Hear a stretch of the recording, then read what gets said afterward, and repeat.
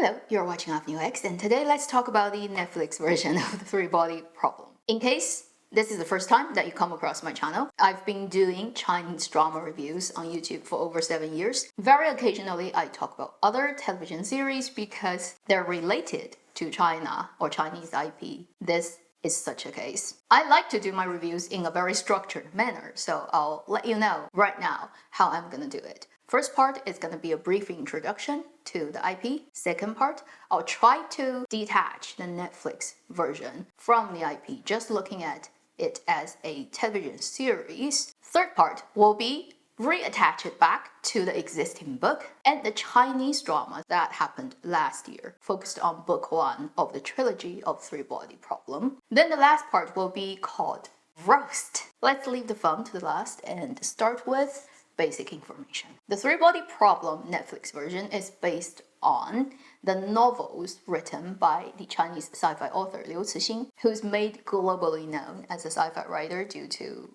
winning Hugo Awards. The Three-Body Problem is a trilogy. Only the first book is actually called The Three-Body Problem. The second is called Dark Forest. Third, Death End. He's not only known for the trilogy of Three-Body Problem, although that's the best known one. His other works have also been adapted into other things, such as Wandering Earth. As for its existing adaptations in other forms, we have the Chinese Tencent television series version. In January last year, 30 episodes based on only the first book, Three-Body Problem. We also have an animation version that happened even earlier, December 2022. A disaster.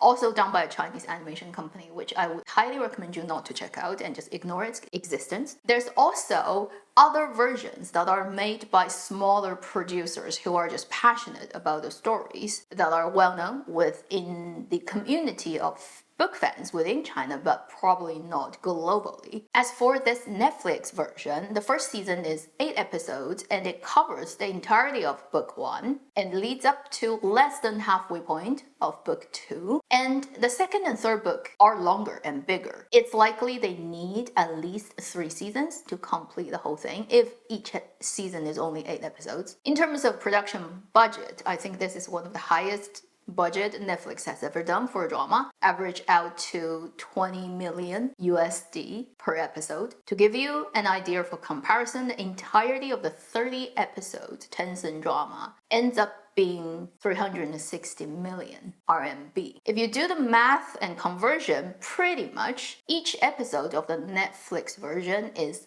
about 10 times more expensive than the Tencent version. Those are the basic informations about the book, about previous adaptations, and Netflix's version. Oh, and in case you don't know, I don't think anybody doesn't know, right, when you're watching this video, that the 2 producers are also the producers of Game of Thrones, and I would apologize in advance. I cannot stand neutral when I talk about these 2 guys. I was a huge Game of Thrones fan. I chased this drama year after year for 8-9 years and then ended up in the ditch. Basically, from the moment that I heard they were gonna be the producers of this show, I already kind of wasn't really hoping for much. After watching 8 episodes, I'd say I was pretty much on point with my expectation. Now let's get into the second part of this review, talking about it just as a drama. Forget it has a book as its base. As a sci-fi, what kind of drama this is? First, basic things. Hardware of a drama production, the basic qualities, you can tell it has money. Maybe not used very wisely, we can discuss that later, but still you can tell. It is a very standard, fitting what we think of the 2020s American television series overall production quality drama. Although I think with the money it has, it could do a lot better. I guess there's no one who doesn't know what Three-Body is, otherwise you wouldn't be watching my videos. The woman who sends out the signal and replied and caused human civilization to go on this completely unexpected trajectory, and even in the books eventually leading up to the end of our universe. Because it's introducing so many characters and put them all at the same time, it does scatter the energy of the narrative quite a lot. You have to remember so many different faces and people and their functions in the story that you really don't have exclusive time focused on any particular one to care that much about them. Personally, I didn't develop any emotional attachment to any of the specific characters in the first 8 episodes. Then in terms of all the sci-fi elements, this drama actually appears to be a lot more softer than I expected. They minimize all the jargons, all the scientific deductions or inductions, however you call it. All that process gets very condensed down, and it pretty much is just thrown in your face. I understand because it's 8 episodes.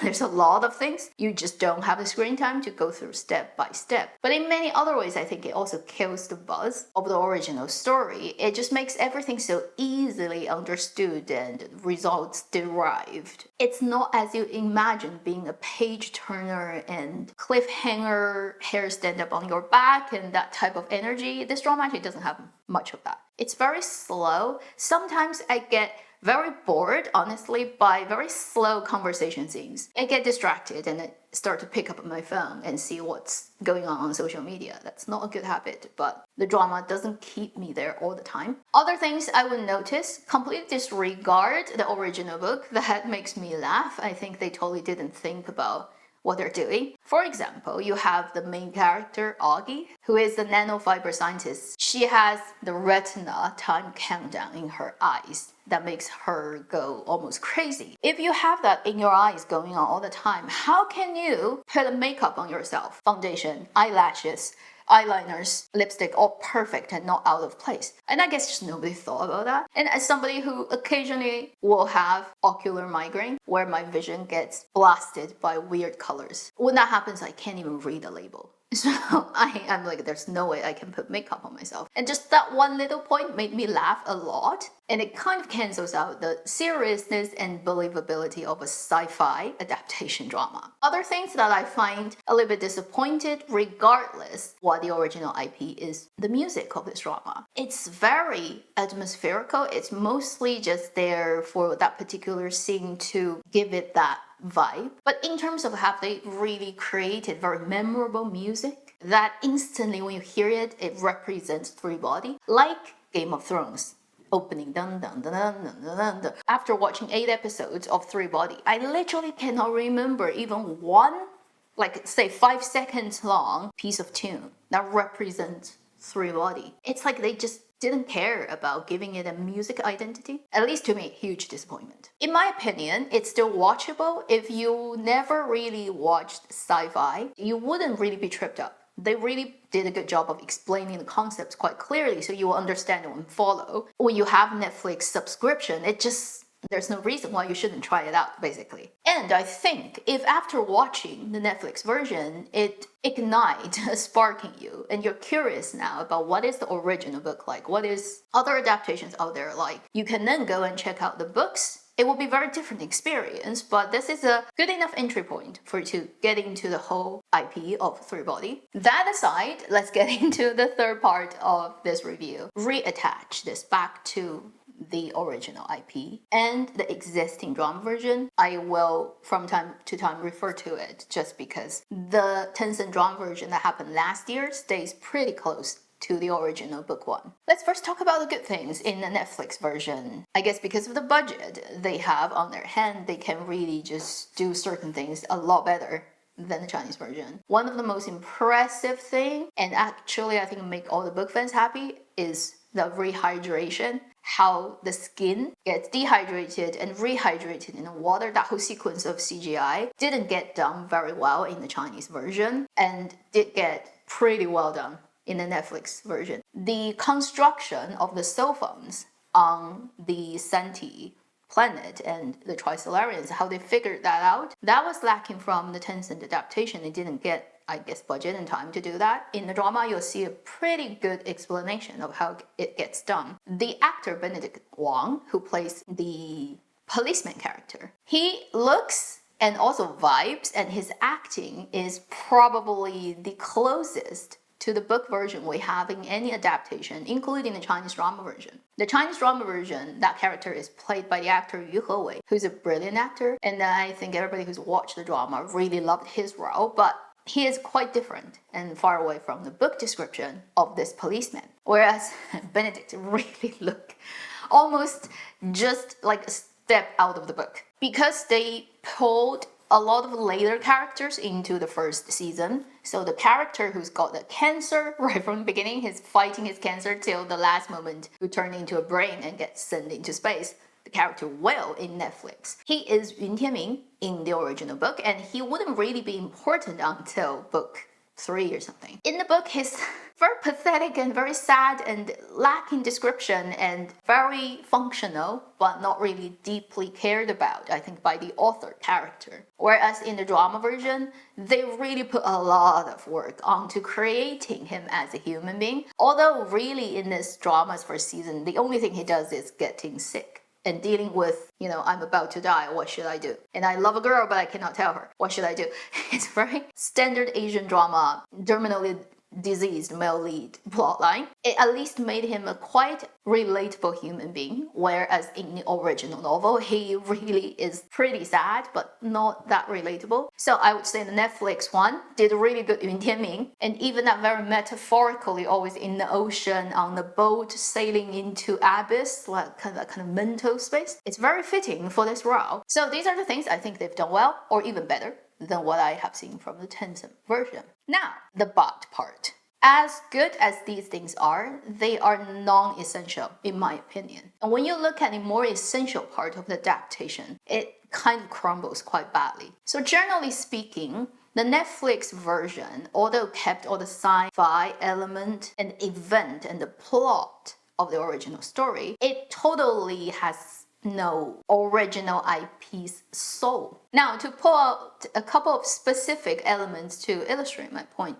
when you read the original text or watch the WeTV Tencent version, you will get this strong sense of how tiny human beings, our civilization, each individual is in the broader perspective. Your whole existence is being threatened, but at the same time being energized by those grand concepts. Those are the book's vibe when you read them, and I think the Tencent version does a really good job of visualize and also using music to create that sense for their audiences. And Netflix version completely lacks that energy. Most of the time you feel you're looking at the Oxford 5-6 members sitting there and just in pub and chatting, and it's like reducing very grand ideas down to a mild itch. Mostly putting that onto England's government and barely talking about UN until very late. And even when you see that it becomes a global event, there's no representation of anywhere else in people.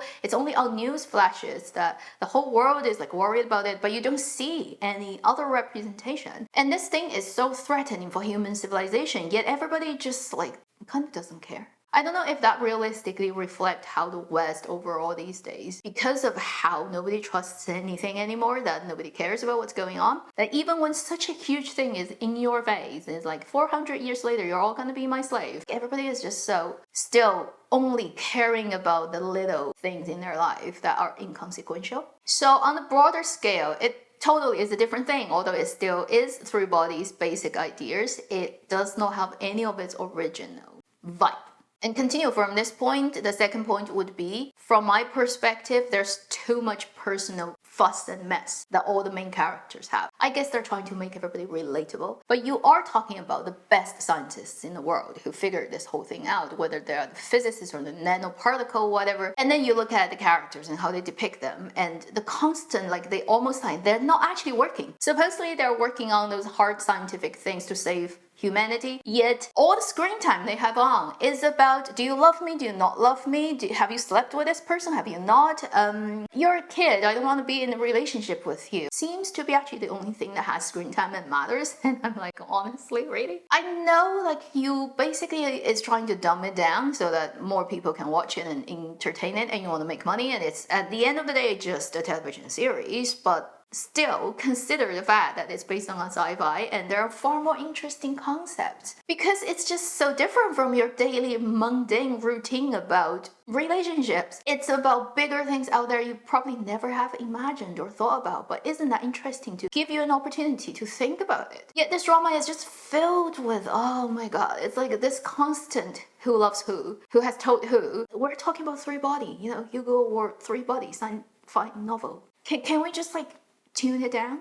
put more emphasis on the actual sci-fi. The too much like romantic drama trope that's not even funny or well written or making the characters really attractive and you actually care about their gossips and who has slept with whom. Like you don't even care, but it just like is in there so much. Is this three body or is this like Friends with the backdrop of we're all doomed? Third, quickly talking about the whole try to cram in the most amount of diversity, quotation mark, different skin color, different gender, sexual orientation. You're trying to make your main pack of characters as diverse as possible, almost at the limit of possibility of how many different humans you can cram into an ensemble main cast. I just feel it's a little bit trying too hard. And maybe because of what they're trying to do with this, that they actually didn't pick the best actors they can.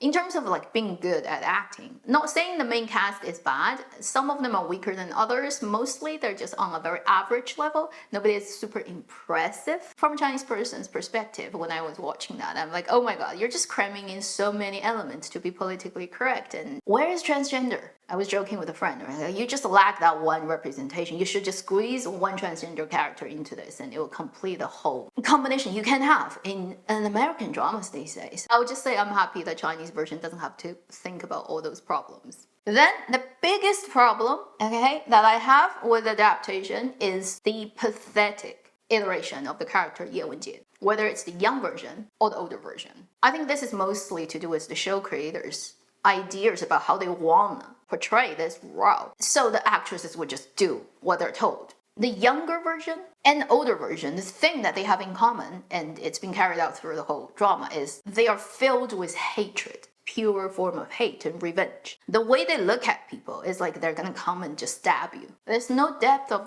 this Ro, who is literally the soul of Three Body. Without her, nothing would have happened. She is the trigger, she's a catalyst. She's also a complicated being. If you read the book and watch the Chinese version, you'll know what I mean. She's such a complicated character. She's impossible to be explained in one sentence. She's not just one thing. And she has so much paradoxes in her. The opposite of two ends embodied at the same time, multiple level. Who is conflicted but also resolute. Who is cruel but also warm, who is wise but also naive. And she actually goes through multiple stages. Her thoughts and her ideas about what she's doing, what is justified, what is not, and whether she's made a mistake or not, actually goes through a lot of stages of changes in the story, from when she was young to older to eventually the old lady. And she doesn't agree all the time with Evans. And the politics within this whole organization is actually a lot more complicated. They have different groups who are actually killing each other instead of just having this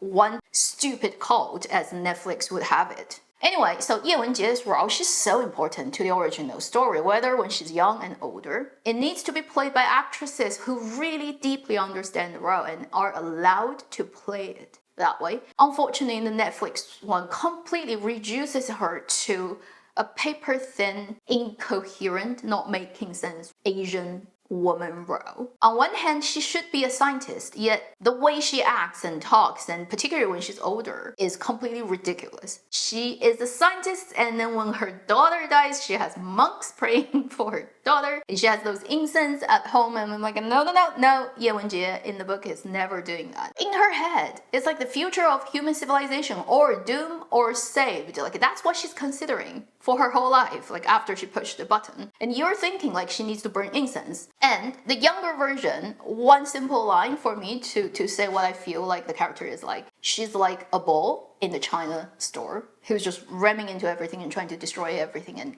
disregard realistic concerns of anything and has no logic. And the older version, she doesn't look like a scientist at all. She looks more like Chinatown thrift shop owner lady who's angry, bitter at everybody and anything. Basically a psycho and a believer of a weird cult. I'm just really curious about how this is working with the current American climate of politics and feminism and girls' power and all that. You have an Asian woman who, when she was younger, in the Cultural Revolution China, somehow just like easily grab a guy and row in bed at the logging farm, which like technically speaking is just almost impossible to happen realistically in the 60s and 70s China. Okay, just not gonna happen that way. She just has to sleep with a guy. And then when she meets Evans, right, again, super quickly, like they have to kiss, and her daughter in the book, she married a Chinese guy. who she killed because she wanted to keep the secret of she has contacted aliens. That makes her a complicated woman character. Now in the Netflix version, that guy is gone, not the biological father of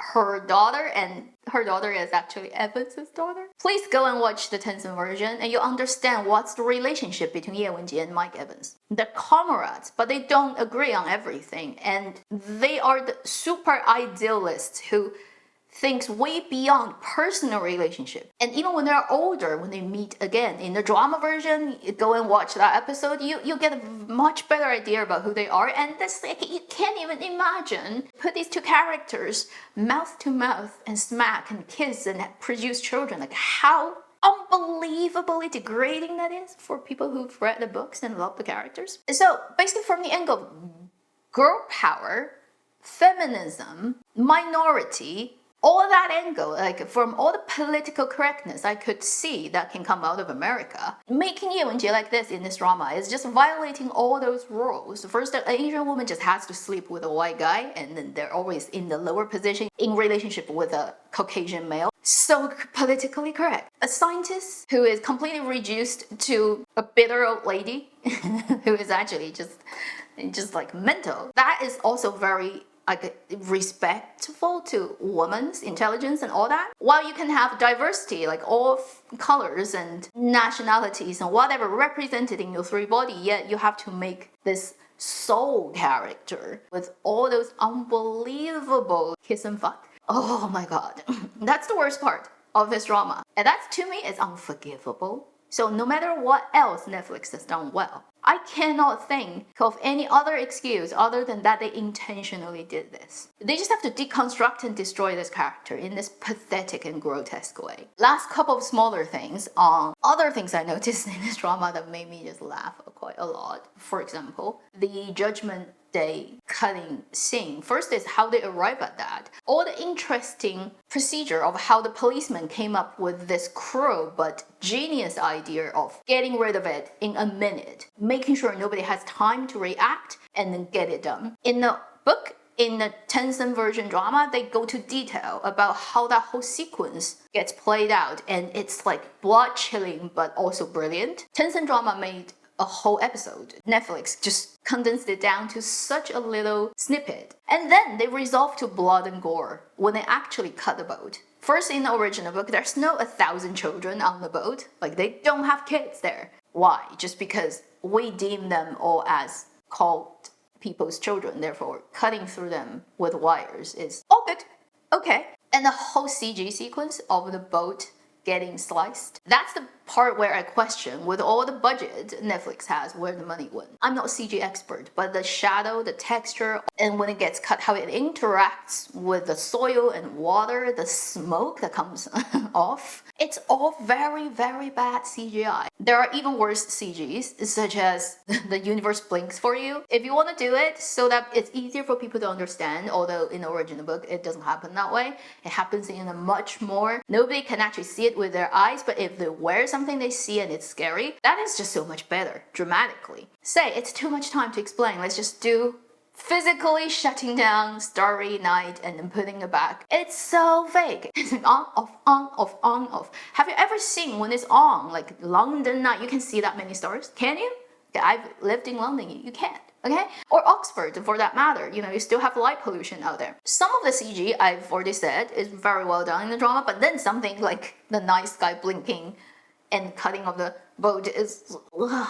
Where do you outsource all your CGs to different companies, and why do they have such a huge difference of work quality? And how do you combine that into drama that makes it look like occasionally great and occasionally what the heck am I looking at? If I keep going, I can pick a lot more things out that I just don't quite get. So let's do the last part of this video, which is already way too long because I'm Chinese, so I'm not gonna be objective in this, okay? I'm just gonna overblow everything when I see it and just gonna point it out. Right now on China's internet, for all the people who rant about Netflix version of Three Body, they will definitely joke about the concept of vinegar and dumplings. The vinegar is what you usually dip your dumplings in when you eat Chinese dumplings. So your motive and your goal is actually have the vinegar showing up and let people see, but then you have to have an excuse for why you can't just drink vinegar, so you have to make all the dumplings. So the whole drama, the 8 episodes, all the money that went into is the dumplings, and the vinegar is just like, let's put Cultural Revolution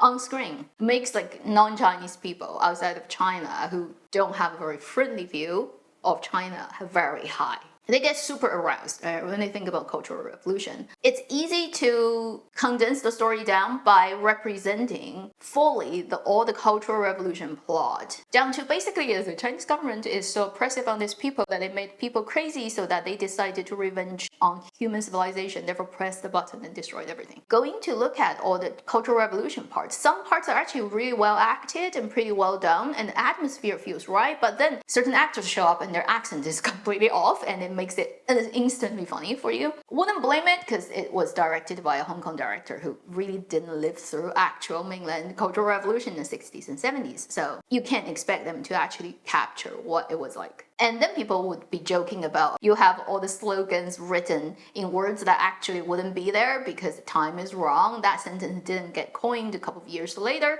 or the fonts are all wrong because back then people handwritten them, like they don't have machine to actually print it out. So those are going on China's internet, and people just making a joke about it because every Chinese person knows this is American production of a Chinese IP that does talk about parts Cultural Revolution. Therefore, there's no way that American producers are not going to have fun with it. The whole vinegar and dumpling, I expected it. I'm not surprised by it. If they didn't do it, that would be weird. I don't think the creators of this story truly understand what Three Body is. In a way, I wouldn't blame them. I think only Chinese people who grown from this land and soil and who know deeply about the history of the last 50, 60, 70 years would really know where it's coming from. And then they would understand where Liu Cixin is coming from. And it's very different from what the outside of China imagined it is. It's very hard to explain that, and I don't have time to do that in this video. They don't really understand Senti. And I don't think they really care about that either. To them, it is just, well, great IP and a big one that we can make money on. It's well known, and then as long as like profit makes sense, then we can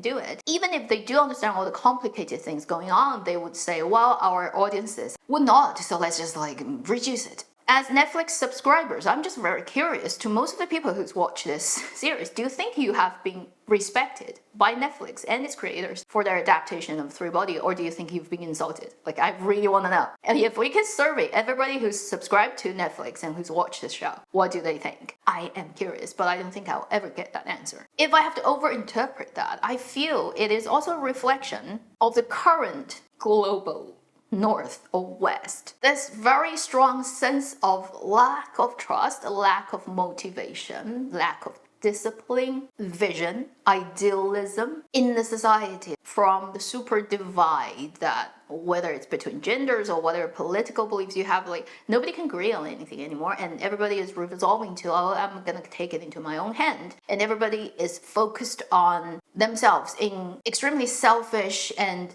limited perspective view that the bigger things, right, dream bigger, like think about 1960s Americans thinking about going to the moon and the universe, all that expansive perspective, that spark, that inspiration, that leading forward, looking into the future. That energy is like not here anymore in the West. And you can feel the Netflix version drama has that strong energy of not having idealism, focused on little petty things of personal relationship of like, have you slept with him or not? So it makes all the characters in the drama, although they're scientists, they don't really read like scientists, and they're filled with self-pitying, popping pills, smoking pot, complaining about this and that, and well, munching on breakfast mostly. I was laughing so much when Cheng Jing was like eating it from the box, and I was like literally just the day before it was made aware of Kellogg's CEO encouraged Americans to eat cereals for dinner. All the energy of this story is so heavy and dragging down and no hope and lazy. That sort of visionary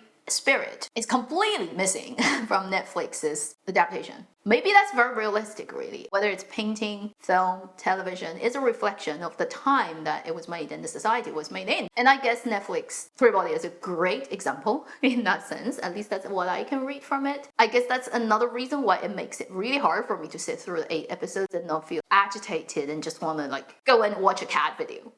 To make this video super offensive and absolutely funny, I was looking on China's internet and I saw the whole adaptation suggestions from Chinese viewers for the show adapter. Since you're already adapting the shit out of the original IP and you've done pretty much reorganize all main characters and their functions and it's all moved to England, why not go a step further? Why not completely transplant and make it a native story? I know it's mostly set in England, but then it's made by Netflix and it's like American producers. So I'm reading something that somebody wrote that's not written by me. I'll do a little bit adjustment as I go. They suggest to fully adapt the story into American soil, they should have set up the characters as such. Since it's facing European American West audiences, maybe they should turn Ye Wenjie into an Indian or First Nation person who saw her father's scalp got peeled off by Anglo-Saxons. Now that's a problem because that's like a couple of 100 years ago. She would have to be 200 years old to start the story. That does not make sense. Now I would change that to maybe she was in residence school and survived it. And that's why she decided I'm gonna go against humanity. Like that will fit time a lot better and still North American soil. And then Evans should be a very naive second generation rich guy. Basically, dad is really successful and rich on the left.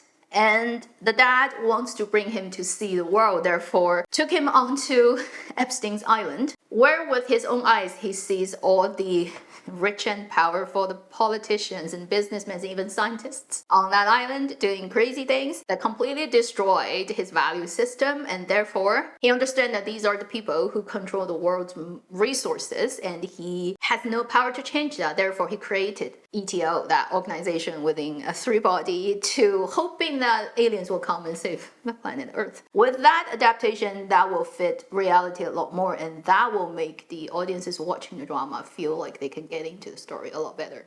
I came across this on China's internet. I just have to share it with you. Epic domestication of three-body. And there are a lot more. Okay, people making all kinds of very hellish jokes based on Netflix's version of three-body that would be very offensive to people outside of China, and I'm not going to go into details about those, but every time when such a thing happens, you know, you just have this feast, user-generated content on the internet, and feel, well, at the end of the day, maybe this adaptation still has its value, which is in these things. That should be my review of this first season of Netflix's 8 episodes adaptation of Three-Body. I think still at the end of the day, it would give more people opportunities to get into contact with the original IP, and I do hope that if you're intrigued by the concepts in the story, that you can take up the book and read them. They're very out there books.